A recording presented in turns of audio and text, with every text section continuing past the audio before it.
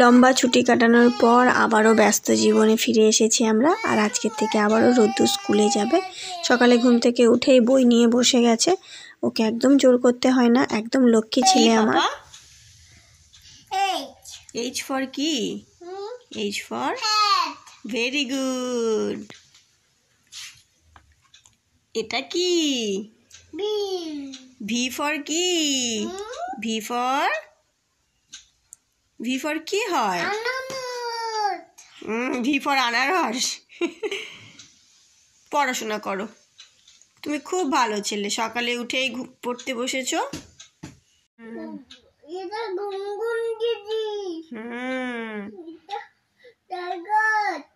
ওটা টাইগার। আর কি আছে? আর স্নেল। আউল কোথায়? আউল ভেরি গুড। ওটা স্নেক। র্যাবিট কোথায়? র্যাবিট। হ্যাঁ। ম্যাম কোথায়? Ma'am very good. স্কুলের জন্য একদম রেডি হয়ে গেছে। আর এখন দেখো কিভাবে জলটা খাচ্ছে। ব্যাগটা ধরে জল খাবে। বোতলটা বের করে দিতে চাইলাম, দিতে দিল না। একদম দুষ্টু।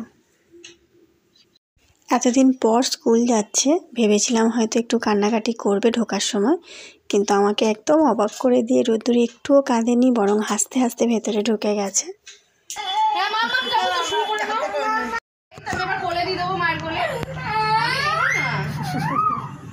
তবে ছুটির সময় কান্নাকাটি করেছে, জুতো পরবে না, জোর করে জুতো পরানো হয়েছে তাই।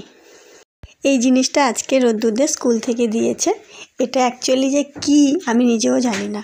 প্রথমে তো ভেবেছিলাম চশমা বানিয়ে দিয়েছে, তারপরে দেখলাম যে না, চশমা না, মাথায় বাঁধার মতো কিছু একটা, ওই র্যাবিট ট্যাবিট হবে আর কি, মানে র্যাবিট সাজানোর জন্য। আর র্যাবিট হলে তো এরকম গোল গোল হবে না, ওরকম কিছু একটা হবে। তো যাই হোক, রোদ্দুর প্রথমে মাথায় বাঁধতে দিচ্ছিল না, তারপরে একটুখানি ভুলিয়ে ভালিয়ে বেঁধে দিলাম। আর সত্যি বলছি, খুব কিউট লাগছিল ওকে। ভিডিওতে বা ফটোতে কতটা ভালো লাগবে জানি না, কিন্তু সামনে থেকে খুব কিউট লাগছিল।